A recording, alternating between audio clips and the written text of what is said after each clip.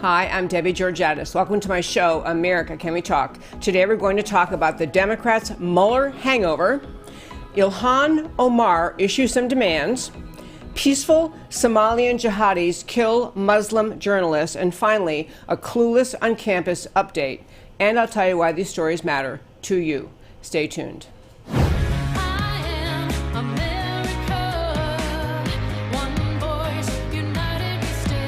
Debbie Georgatos, host of America Can We Talk, is an author, attorney, and political analyst whose mission is to inspire the American political conversation about preserving liberty in the best country on earth. America Can We Talk is sponsored by GC Works, a Dallas-based company performing advanced technology research in the oil and gas industry. And welcome again to America Can We Talk. I'm Debbie Georgatos, and welcome to today's First Five. Yesterday we played some segments of Bob Mueller's testimony on the Hill. He testified in the morning in front of the Judiciary Committee and the afternoon in front of the House Intelligence Committee, and we played some excerpts from it. But I want to just talk about the hangover the Democrats have from that today. Number one, here are some of the headline descriptions of the impact of Mueller's testimony and really the impression he left of himself and of the entire Mueller investigation. Devastating, embarrassing, humiliating, clearly ended the impeachment possibility. His testimony was both rambling, confused, uncertain of what he was saying, unable to focus on a question, said he never heard of Fusion GPS. In fact, I thought one of the most astute observations was, as you looked at him, it kind of seemed like he really didn't know very much about the Mueller investigation at all. The whole Trump-Russia collusion, he didn't seem to understand what had happened. He's seen these facts that were presented to him related to how the whole thing got started, which is the investigation now ongoing, as to how the whole thing got started. He seemed to not have ever heard of any of it. So it was just the opposite of a home run for the Democrats. I want to mention, too, though, that just if you think that I'm exaggerating how bad it was, Shannon Bream, who is a Fox News, has her own Fox show on Fox News, she reached out via Twitter to 70 Democrat members of the U.S. House, inviting any of them to join her on her show to talk about, what did you think about the Mueller hearing? How many people do you think responded out of 70? And the answer is 0. Not one Democrat wanted to come on with her. And I think that's it's hugely significant. And I think the Democrats have dug themselves an even deeper hole. Because ever since before President Trump was even sworn in, the Democrats, especially the more verbose and untethered Democrats, have been telling their ignorant followers that we're going to impeach. We have grounds for impeachment. We're going to be able to do it. We're going to impeach him. They have people who don't really follow the news, don't really understand what impeachment is or what the bases for impeachment. You have to have, literally, you have to have some bases or reason for impeachment.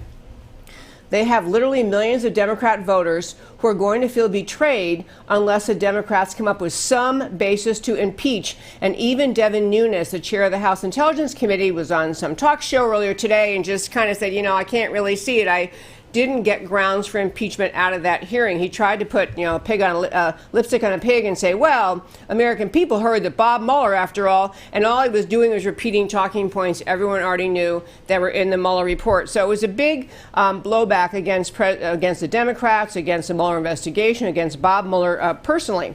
One good thing I want to mention out of it was, and we talked about it yesterday, was that there was a great point made by Congressman Jim Jordan in his questioning in the morning in the House Judiciary Committee, where he basically asked Bob Mueller, how is it you managed to prosecute a whole litany of people? He listed the people, he played the clip yesterday, listed the people that the Mueller team chose to indict and prosecute for lying to the FBI, for giving a false answer, and many of them were ridiculously inconsequential false answers.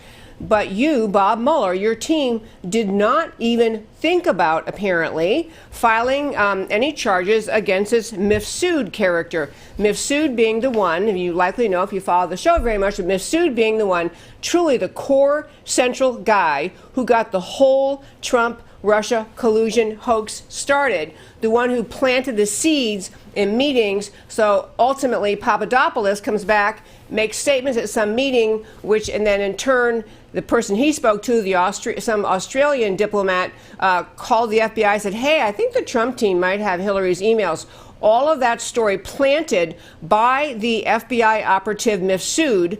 And in the Mueller report, Mueller even said, he accounted 3 times when Mifsud lied to the FBI during the course of the investigation, and yet there was no prosecution of Mifsud. Jordan saying basically, you prosecuted everybody who possibly would have helped Trump, who supported Trump, who was on Trump's team, for some of them relatively, really contrived accusations of lying, and you couldn't prosecute Mifsud. So one good thing that came out was just interesting. Joe DeGenova, who is a prominent attorney in Washington, D.C., he's a former U.S. attorney for Washington, D.C., said on a talk show yesterday, I think, on Lou Dobbs, he said that he, along with his wife and other also prominent attorney Victoria Tensing, they both said on Lou Dobbs' show that indeed both U.S. Attorney John Durham, and that is the one that Attorney General Barr has looking into the beginnings, the predicate, like how did we get here, the very beginnings of how did this whole Trump-Russia collusion hoax get started. So he said both Durham and also Inspector General Michael Horowitz, whose job it is to come up with, he's the Inspector General for the FBI, he's supposed to come up with a report later. He said both of them have talked to Mifsud. So Mifsud is maybe not off the hook, I don't know about that. But the whole closing point in the first 5 today, and probably the most important point, is this. The term impeachment has been thrown around by truly, deeply irresponsible members of the United States Congress and members of the media, seeming to feed and foment among less informed Americans that somehow because you don't like President Trump, or you kind of wish he hadn't won, or you're on Hillary's side, or you think maybe these unfounded accusations of racism are justified, those people in Washington have fed the belief into some sector of the American people that just because you don't like President Trump and you don't like his personality, that is grounds for impeachment. And there is really, this is a teachable moment for America. It would be a wonderful thing if there'd be some Democrat official willing to speak up and in a broad-based, clear way explain, we can't just impeach President Trump because you don't like him. And we can't just impeach him because you really want Hillary to win, or because you thought the Trump-Russia collusion hoax was true. It turns out it wasn't. There needs to be a serious conversation, a serious return of respect for the concept of the seriousness of the idea of impeachment. The Constitution did not include it as a means of just a political weapon to clobber your opponent with just because you don't like him. That would be a healthy thing for America. And that, my friends, is today's first 5. Well, Congresswoman Ilhan Omar, about whom we've spoken many times on this show, Ilhan Omar, she's a Democrat member of Congress from Minnesota. She's a Somalian refugee. She is Muslim.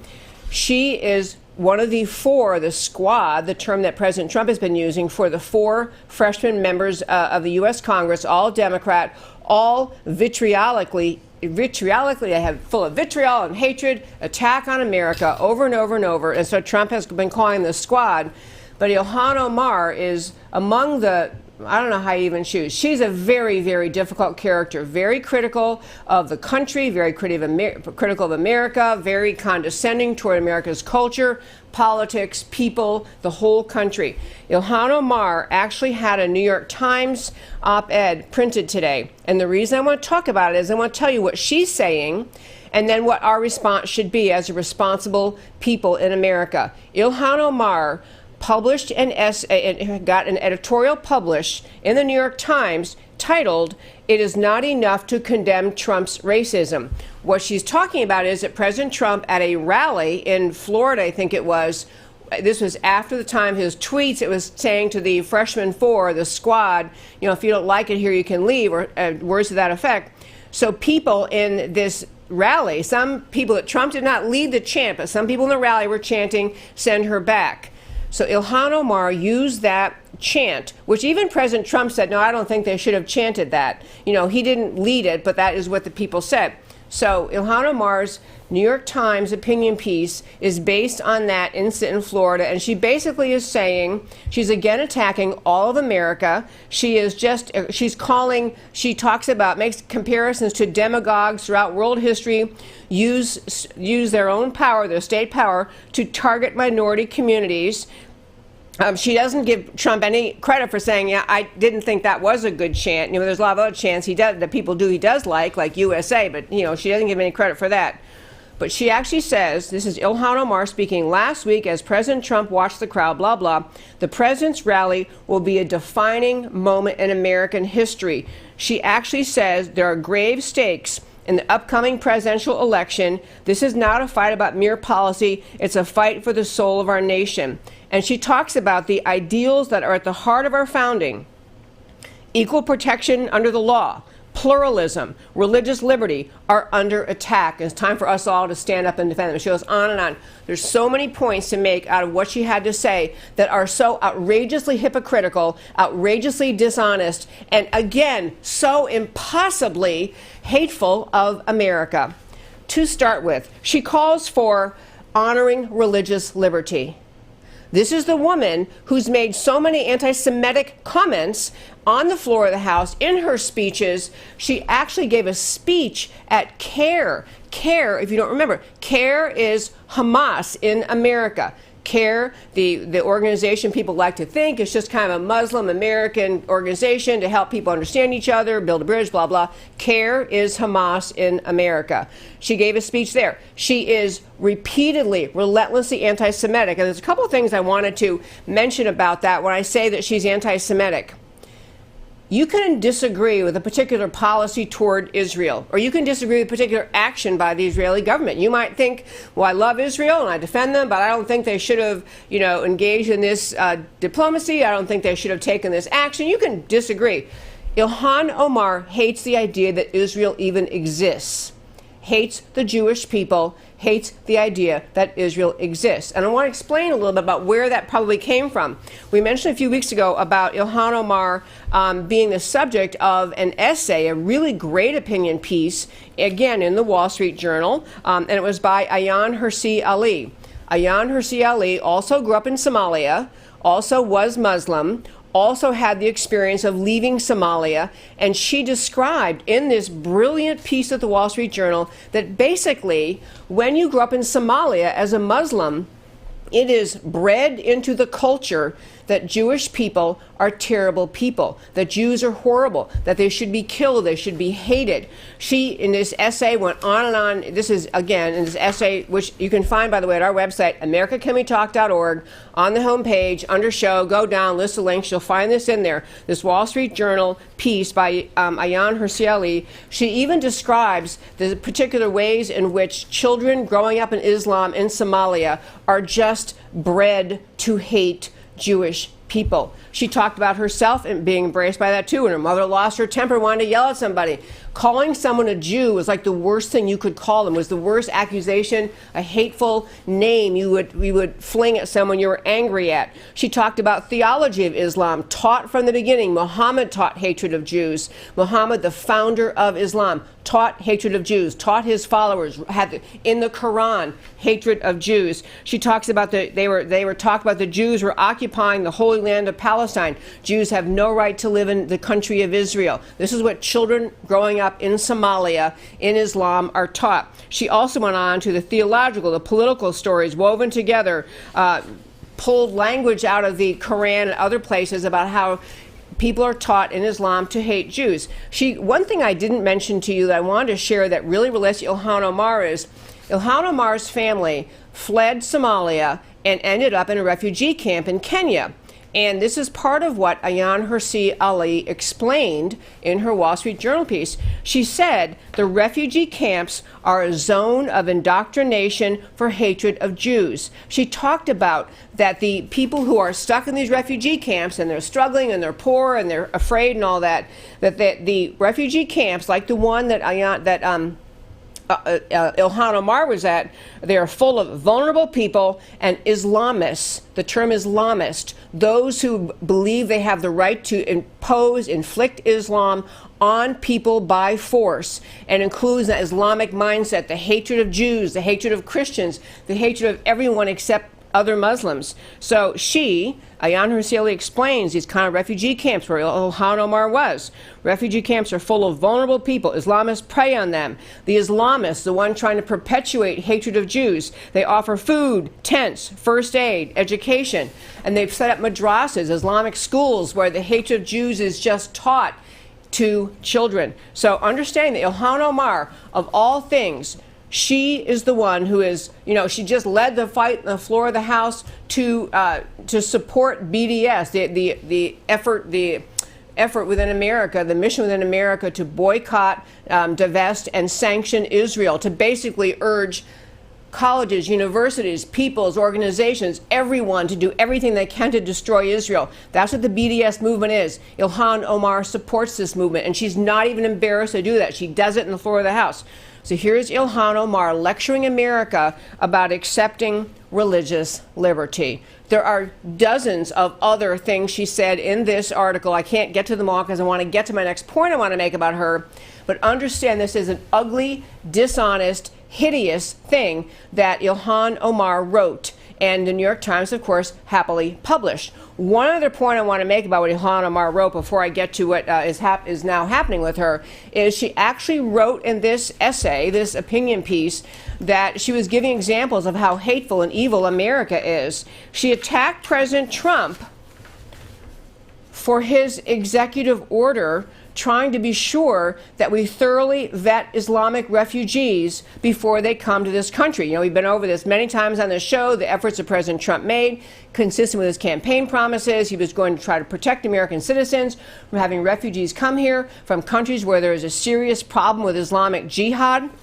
She just attacks the president on the idea of these executive orders relating to the refugee policy, never acknowledging that the reason President Trump would do this is because there is a huge problem internationally in this world with violent jihad committed by Islamists. She can't admit it. She acts like, as she writes this, as though it was this bizarre, no basis for it whatsoever. Why in the world would President Trump possibly say we ought to be careful about who comes here, possibly have a mission to have a little bit more vetting done before we bring people here in America who might mean us harm? She never even acknowledges the existence, the connection between the teachings of Islam and the jihadists. And to be very clear, Islam at its core, in the Quran, in the statements attributed to Muhammad, the founder, who is never to be questioned.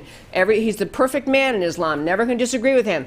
This has been filled throughout this world, filled with teachings from the time of the founding of Islam by mullahs, imams, people in charge, people passing on Islam from one generation to the next. There has just been the perpetual teaching about the virtues, the goodness of jihad, the requirement that to be a devout Muslim, you must engage in jihad, you must kill or convert infidels, you must hate Jewish people, you must try to destroy the state of Israel.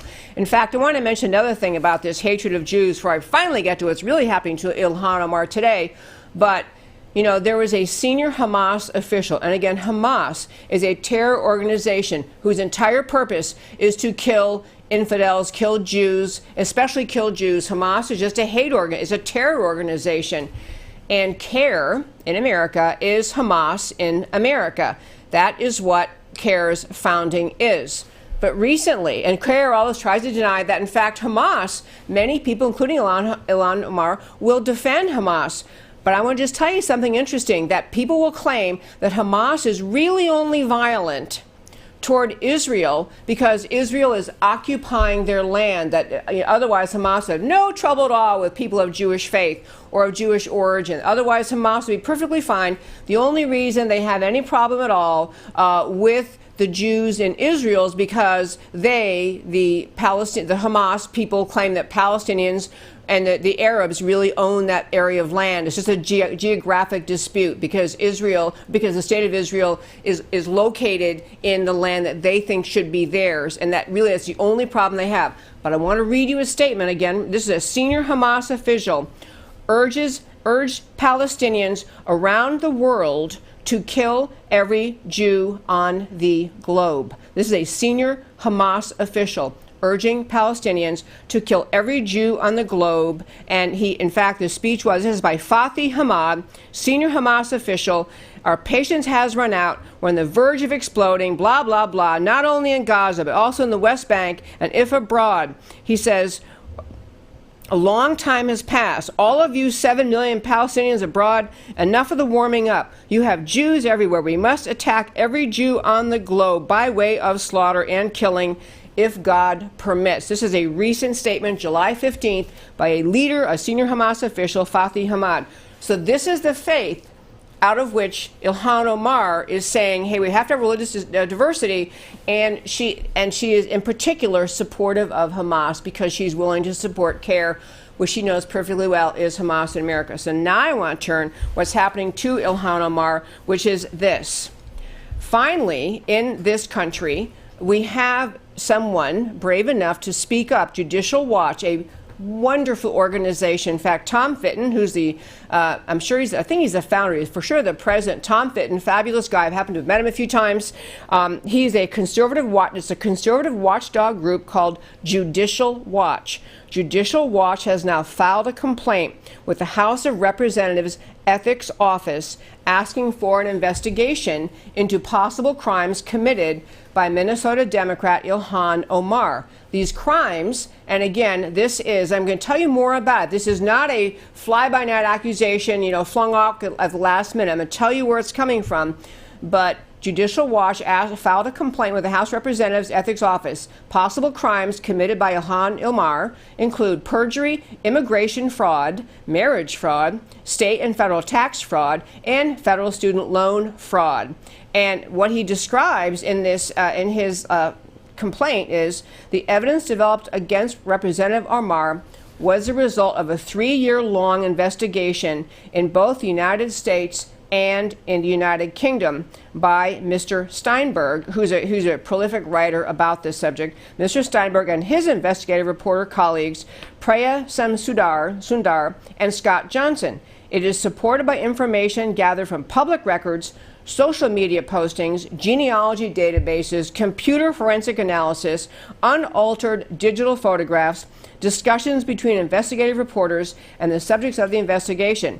And the basic allegations are that first of all, just to understand, this is really serious. This is Judicial Watch, a very nationally recognized, prominent organization calling on the House Ethics Committee, you got to investigate this lady for actual marriage fraud. Apparently married her own brother, which was also at the same time an immigration fraud, giving him the basis to come here. And then she had also a marriage going on at the same time to another guy, state and federal tax fraud related to those marriages, federal student loan fraud.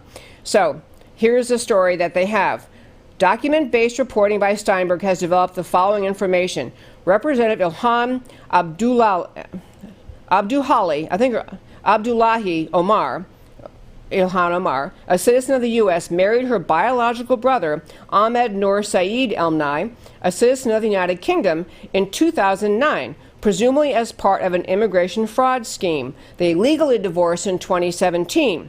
She gave birth to children fathered by another man, Ahmed Hersi, both before and during her marriage to Elmi. Legal documents such as speeding tickets demonstrate she was living with Hersi during the entirety of her marriage to Elmi. So she's married living with some guy, calling her husband, really married to her brother. She requests a default divorce, and on and on. But I raise this to say, these allegations are not just, she forgot to say Simon Says, she, got a speeding ticket, she didn't pay on time. These are serious allegations of real fraud, of dangerous fraud. And the reason this matters so much is this is a woman who is attempting to change America through her fortuitous election to the United States Congress and truly having duped the people of Minnesota who voted for her. I don't think they would have voted for her had they known this stuff. But part of what has come out, if you read, I've read so much about it today, I'm kind of filled with facts. I've got to decide which ones matter to try to tell you. But in Minnesota, the Minneapolis Star-Tribune, which is a very leftist paper, has been ignoring the story. And there have been local writers, local bloggers saying, hey, you ought to look into this because here's this evidence, here's this piece of evidence. Star-Tribune just tries to keep it quiet, keep it low, don't want to be stirring things up. And part of the reason that they don't want to be stirring things up is because they don't want to be called Islamophobic. They don't want to be called haters. They don't want to step into that landmine if you dare to criticize anyone like Ilhan Omar. She is nasty. She is harsh. She is retaliatory. They don't want to deal with her.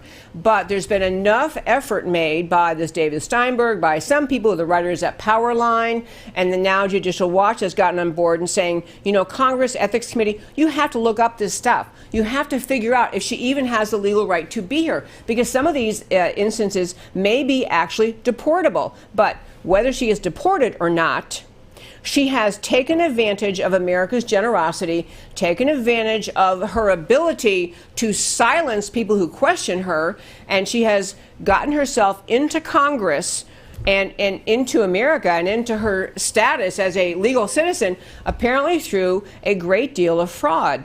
And it'll be so interesting to watch where the House Ethics Committee will be willing to even investigate, because the last thing they want to do is set off the freshmen four, who are for sure going to characterize all of these allegations as racist.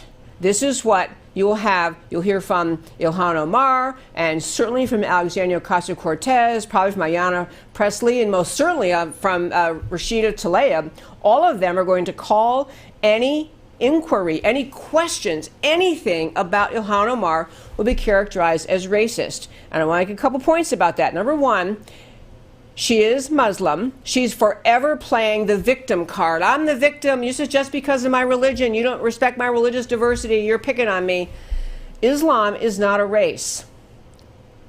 Islam is not a race, and therefore it's not racist for people to criticize or question someone. If she wants to say, I think you're doing this because I'm Muslim and because I embrace the Islamic faith, then that's a different discussion to have. We can have that discussion.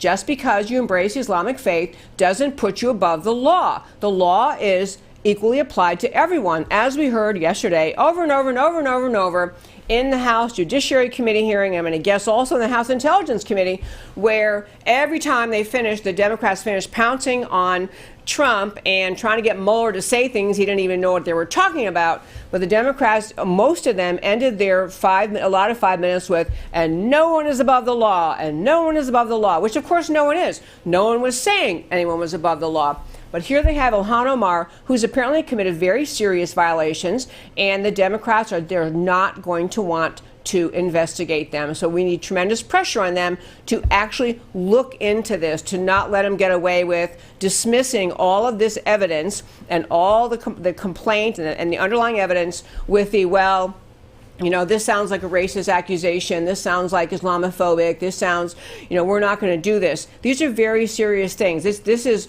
were she a white old man in Congress, the House, I'm sure, would be very happy to investigate. One last thing related to Minnesota, and I got to say, it's a really interesting thing about Minnesota. Minnesota, has gone blue for a while. I have a personal deep fondness for Minnesota. I would tell you, my dad grew up there in Minnetonka, outside of Minneapolis.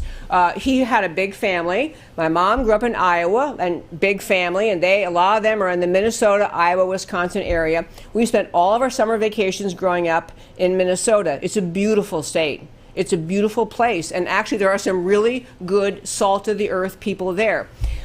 I think in Minnesota, we could have another discussion another day, but Minnesota, even though they've been voting Democrat and they've been voting, there is kind of a labor union history in Minnesota that gets them kind of tilting to the left, a little bit of the sympathy for the worker, and there was very much an effort by the socialist movement in this country when they came here and tried to grow socialist movement in America, Minneapolis was the headquarters of that. Minnesota was. And the pushing of the labor unions, which is, they go hand in hand, the socialism and the labor unions. They kind of work together.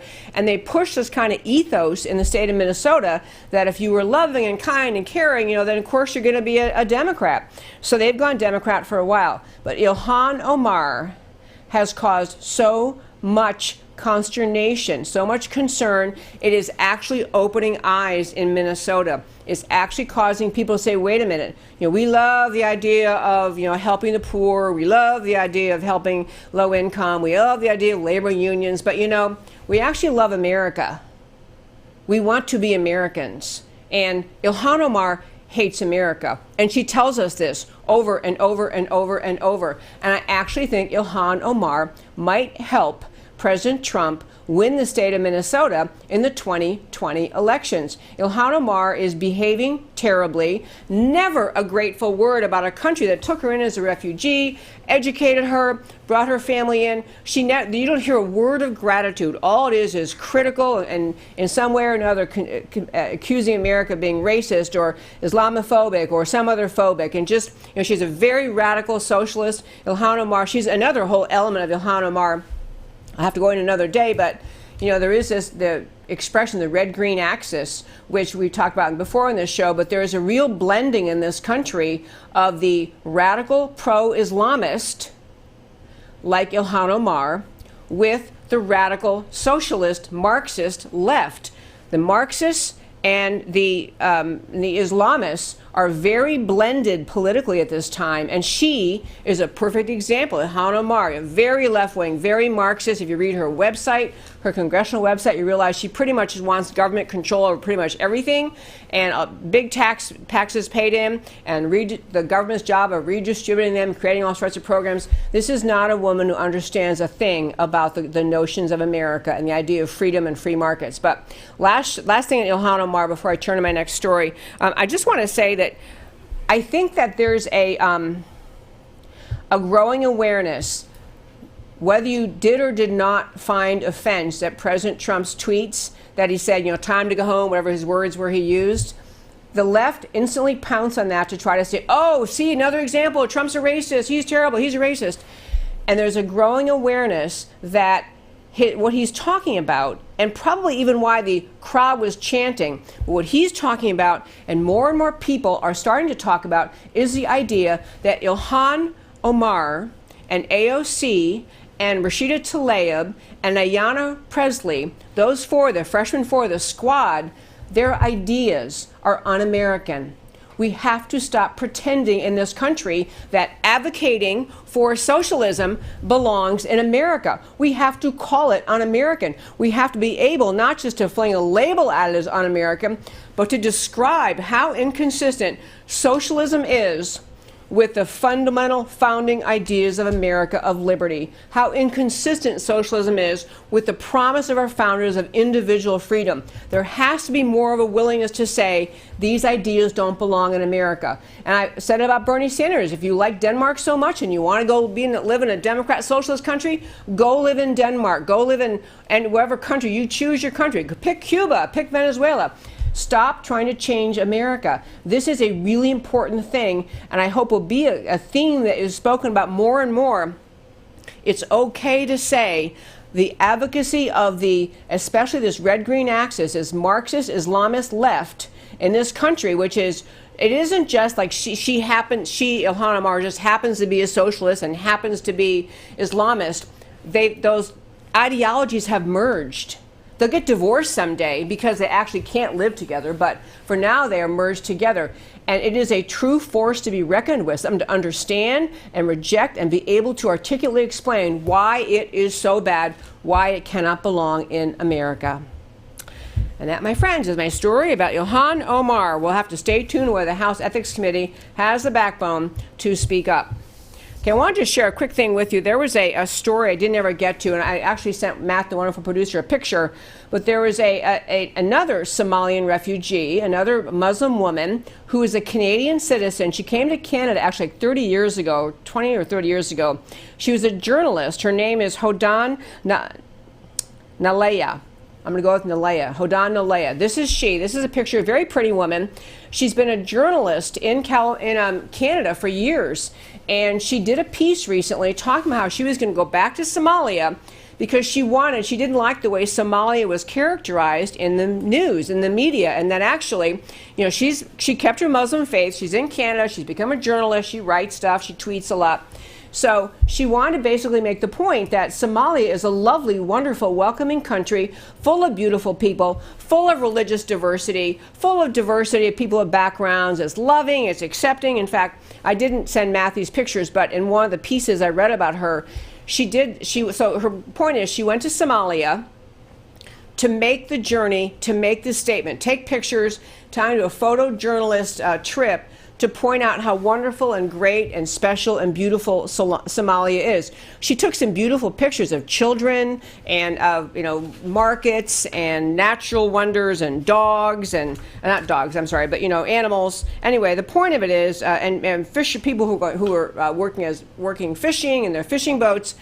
So she does this whole thing to go over to Somalia to tell the West, look how wonderful Somalia is. It's fine here. And sadly, and truly tragically, she was killed by terrorists, by jihadis, by Islamic terrorists. And she's even Muslim, as you could see. And I want to tell this story just to say it is extremely dangerous in our Western culture to let people who want to diminish the danger of Islamic majority countries, the danger of jihadist mindset, the danger that there truly are in this world millions and millions of people who follow Islam, follow the teachings of the Quran, which compel devout Muslims to commit jihad. The Quran says you have to do that. The Prophet Muhammad says you have to do that. Mullahs and imams and religious teachers and madrasas all over this planet teach that every day.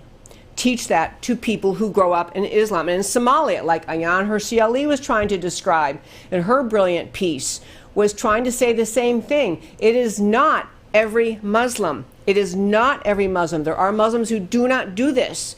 But the idea that you take the freedom of the Western culture and the belief in the goodness of people and look how great Western culture is, and so you want to delude yourself into thinking Somalia is probably fine now. She'd been in Canada, and I apologize, I can't remember if it was 20, 30 years. She'd been there a long time. She wanted to prove to the West that Somalia was perfectly safe, just lovely, everything would be fine, and she was killed by terrorists on her trip in Somalia. And I don't say it to taunt her. I'm terribly sorry for her loss of life. She apparently was beloved and well-liked and had a lot of friends in Canada. But the idea that in Western culture, in America, in Canada, we live our lives so assuming that we can live in safety, that we're not living around people who want to kill us for no reason. And we have in America a growing population, Ilhan Omar is a good example, that tries to delude America about the danger of Islam, tries to hide from America about the danger of Islam, tries to pretend, back to this little piece that Ilhan Omar managed to get published in the New York Times, she acted like it was impossible to even understand why in the world would President Trump have put out an executive order, a series of executive orders, trying to, and he didn't ban people from certain countries. He said, if they're from these countries that have an extreme jihadist problem, we need to do more serious vetting so we can figure out, are the people coming here do they mean us harm? It's the most logical thing on the planet. But in Ilhan Omar's effort to delude America, to hide from America the danger of Islamic jihad, she wrote about in this piece that she got published in the New York Times, the idea that it's just perplexingly bizarre. Why in the world would anybody put out an executive order saying be careful about people coming to America from these countries that are riddled with jihadist terrorists? She acts like she can't understand why, and that the only possible reason she posits, the only possible reason must be just visceral, irrational hatred of people because of the way they look or people because of their faith. Like she tries to diminish the importance of protecting America and say, well, the only thing that really is going on here is that Trump would have written those executive orders is because he wants to urge us to discriminate against people based on their race, ethnicity, national origin, or religion. It's all about skin color, don't you know? It's all about hatred and bigotry. It's about common sense. And Trump was right when he did the orders and finally got them confirmed at the Supreme Court after the federal district and appellate court tried to strike them down. But the point, looping back to our Canadian journalist, there is an effort. Obviously, this Canadian journalist did not go to Somalia to be killed. She may actually have started to, believe her own story that everything is fine in Somalia and Islam is not a problem in Somalia and everything will be fine.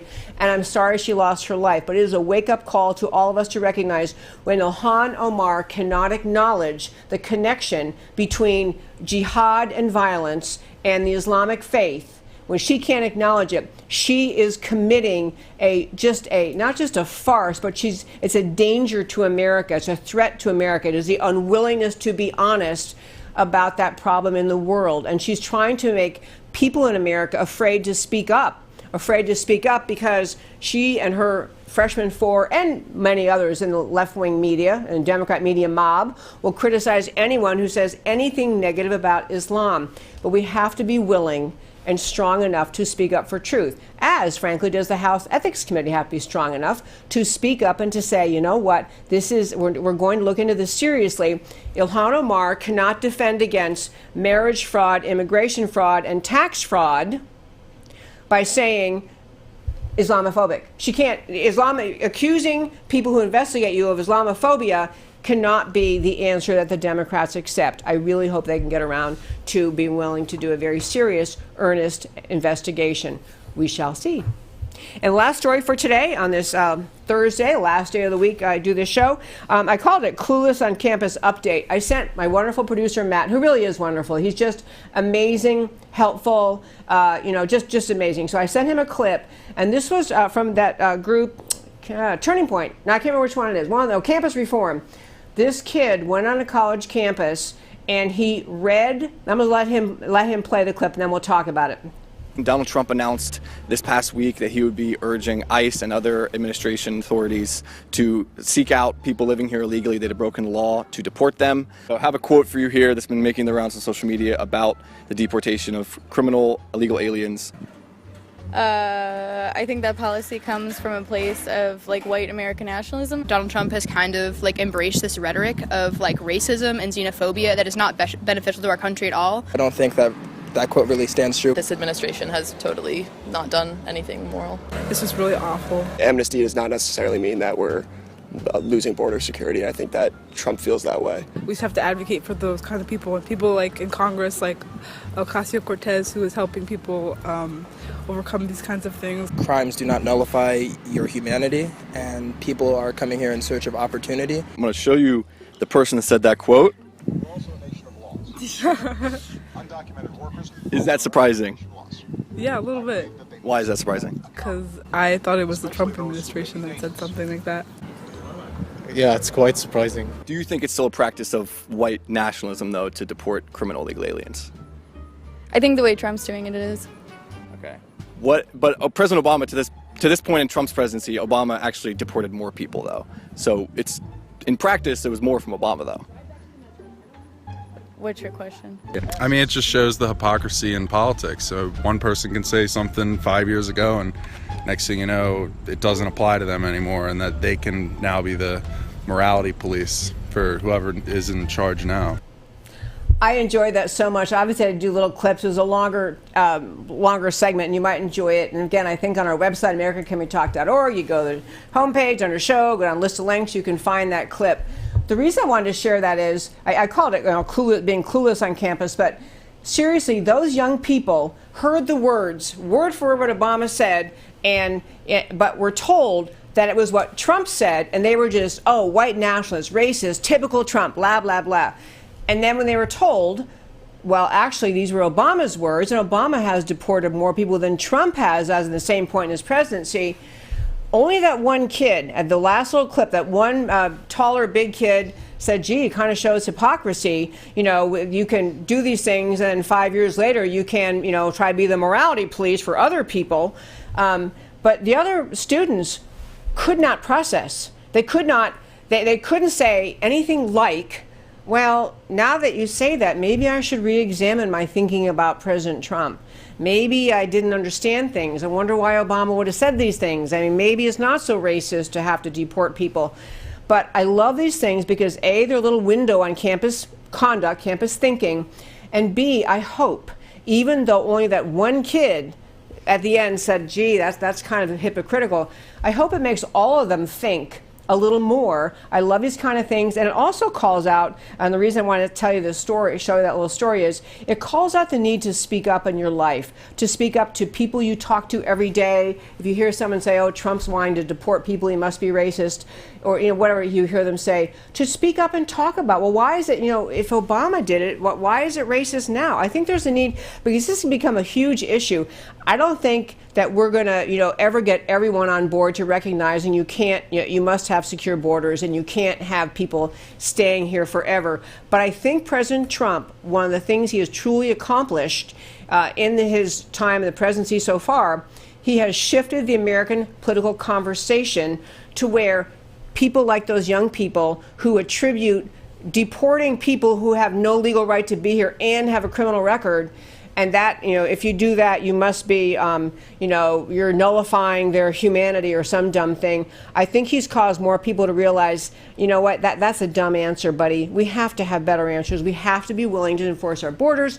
We have to be willing to say we have laws that matter, immigration matters, citizenship matters, this issue of border security and really exposing the left's complete unwillingness to in any way engage in border security or fixing immigration. They're just, they can't do any of it. I think it's really helped the American political conversation.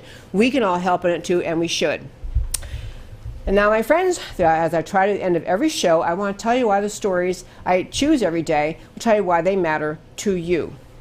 Our first story was the Democrat Mueller hangover, and man, they are hungover folk. They were high, drunk on the idea that Mueller was going to, you know, make it for them. He was going to pave the way for impeachment, and they got a hangover. After Mueller's testimony, Fox News' Shannon Bream asked 70 Democrats to appear in her show, Zero Takers. This is should be the end of the Democrats' Russian impeachment dreams, but a huge problem for Dems who've been building up unjustified, irrational outrage. We need to have impeachment understood again. It's a gravely serious thing. We need to have the national political conversation with some adult leadership coming from the Democrat side, explaining more to the American people that impeachment's a serious thing. We don't throw it out just because we don't like the other guy. We need to actually encourage dropping impeachment as a rallying cry. Ilhan Omar making her demands, America respect religious diversity, except she doesn't want to. The emerging facts and unanswered questions point to multiple felonies on her part: immigration fraud, marriage fraud, tax fraud, congressional ethics violations. It is not racist to apply America's laws to Ilhan Omar. Democrats yesterday in Congress saluted in unison, no one's above the law, so they need to understand neither is Ilhan Omar. The Somali jihadis killed a Muslim journalist. This Canadian Muslim woman journalist was on a mission to soften and improve the image of Islamic-controlled Somalia and was tragically murdered by Somalian jihadis. Lessons: jihadists engage in violent acts. Who do that, they are following the teachings of Islam as set out in the Quran and many modern Islamic authorities. Islam is not a race. It's not phobic to be alarmed by jihadists. Ignorant denial of this truth can be tragically fatal. And last, Clueless on campus update.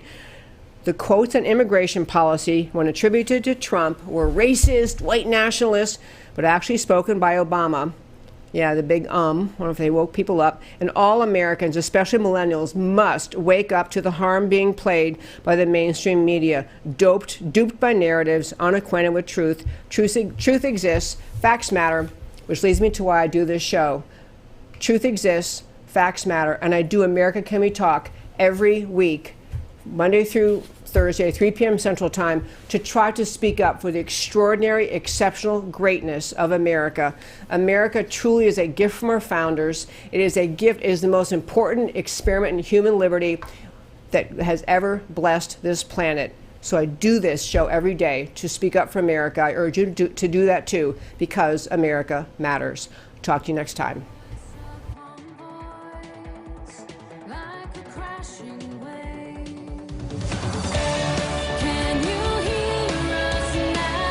America, Can We Talk? Truth about America.